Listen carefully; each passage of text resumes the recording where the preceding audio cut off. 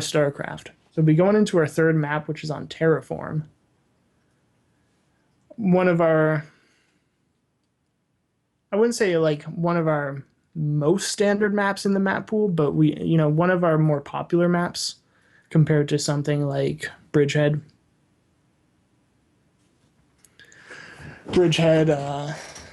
Moonlight Madness.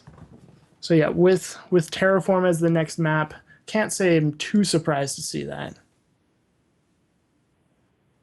And it's gonna be a good match. So we got Game 3 of EJK versus Darling. Winner of this will go on to the winner's match. Loser of this will drop down to fight again in the loser's match. And we got a whole bunch of good StarCraft for you today. So not only do we have this series, but we also have TeebuL versus Believe. So TeebuL and Believe will be going up after this, and then we'll know, what our winner's match, what our loser's match will be. Make sure you stay tuned. Make sure you throw a follow to the RSL, and make sure you're ready to watch this next game because we got Terraform, EJK, and Darling. Game 3 of a very intense series. We've already had 2 cheeses. Will we have a third? Baneling Bust, Proxy 2 Racks. What will be the cheese of the third game, or will we just have something standard? I would personally love to see, a standard Bio Terran versus Lingbane Muta, because we just don't get to see enough of those anymore.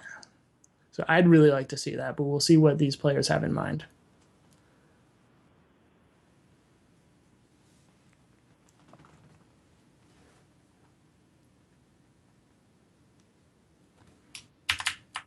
But here we are on Terraform. And in the bottom right-hand corner, we have our red Terran player. They're playing on Team Endurance Esports, and their name is EJK.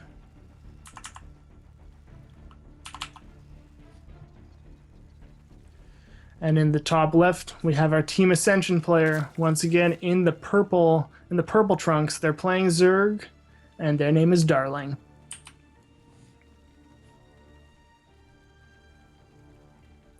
Gotta say, I love when Zergs go for the purple color because it just feels so Zergy to me. Matches with the creep. You got a nice color selection from Darling. So keep it up, Darling.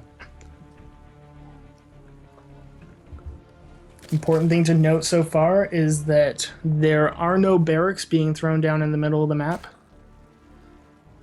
But it will not be a CC first, which we saw in the first game either. So it's just going to be a barracks at the home of EJK. Well, Darling once again goes and scouts for the proxies.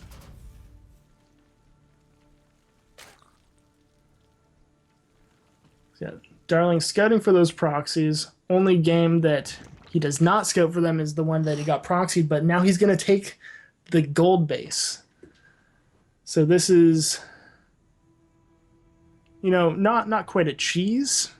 I mean, some people might call it a cheese, but it's a very aggressive play right here. So with this gold base, you can pump out a lot of units. Seen it with roaches, seen it with ling floods, seen it with hydras. It's really your choice what you do with that extra money, but it's that huge swell of income that Zerg players love to play with.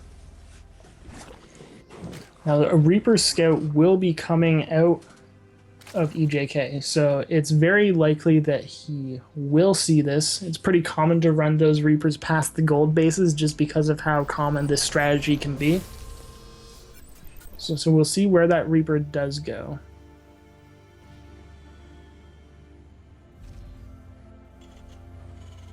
And of course, the CC being thrown down for EJK as well, so really getting ready to boost up that income.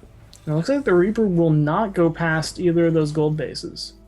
Now, we'll likely see the absence of a natural, and from that point, you have to assume that, there's a base somewhere, because there's just missing money at this point. And yep, there he goes. Looking for that gold base now. And he does see it. Yep, so EJK now has knowledge of everything that's going on. These lings are destined to die a slow, painful Reaper death. So neither of them will get away.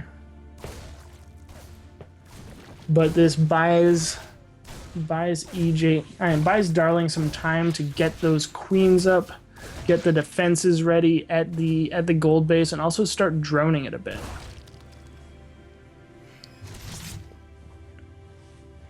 With a queen there, the single Reaper can't really do much anymore, so it's just going to go around, try and scout out any other shenanigans that might be on the map. Oh, this is cute. This is cute.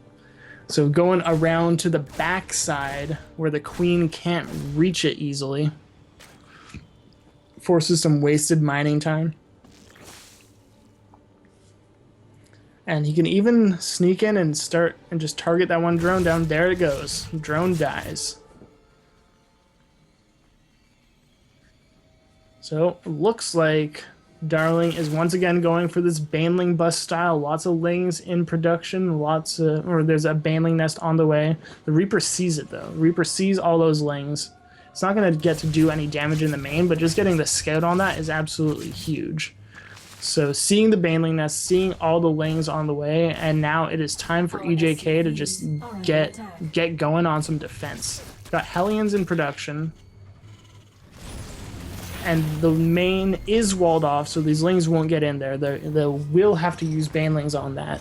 But there's a lot more defense this time. So we already have 3 Hellions out. There's one more on the way.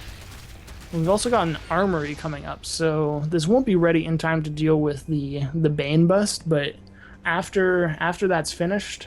Oh, this is a nice move. Okay, walling in with that CC for an extra reinforced position. But yeah, if this attack gets denied, then we will have the strength of Hellbats coming in at Darling.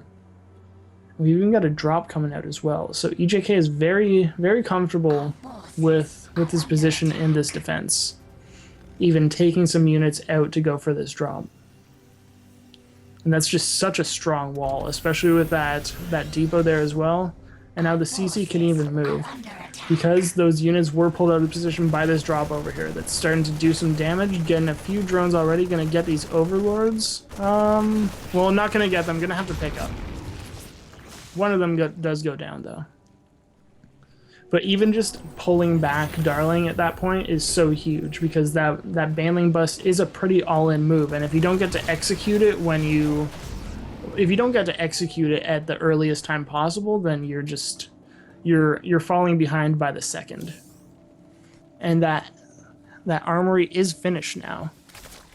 So the Hellions will be able to transform into Hellbats. We got a Roach Warren building in the main.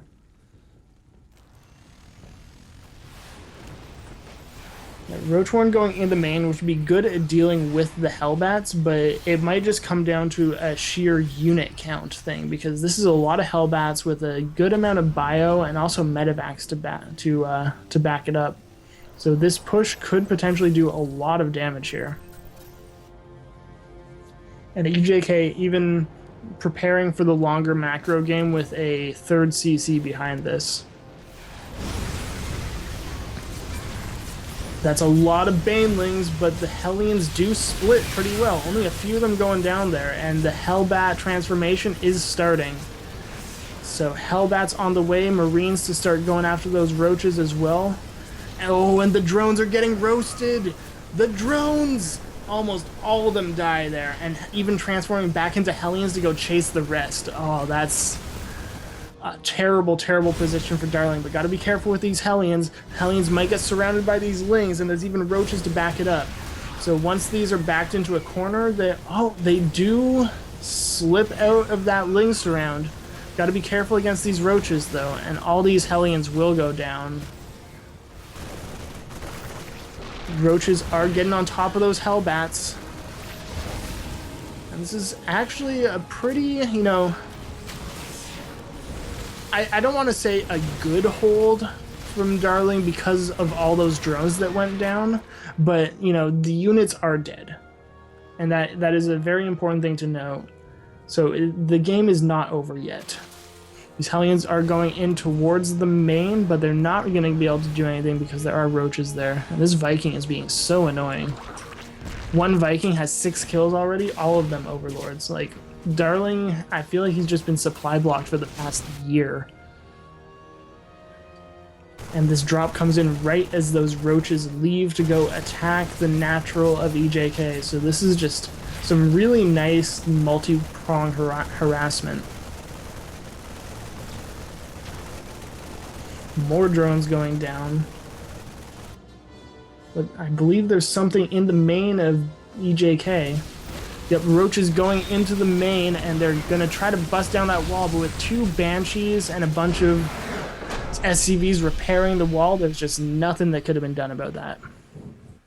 So EJK takes game 3, which means that we're going to be moving on to our second match, which is going to be TeebuL versus Believe.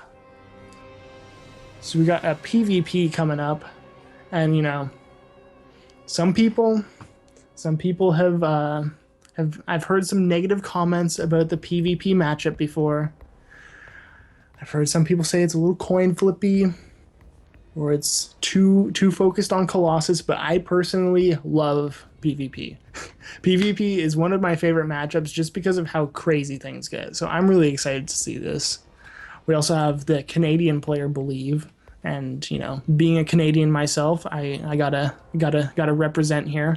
So Believe is going to be playing here against TeebuL. We got a PvP action, and it's very likely that we're going to see at least one match with Blink Stalkers in it. I think that's pretty likely to see. Blink Stalker versus Blink Stalker PvP can be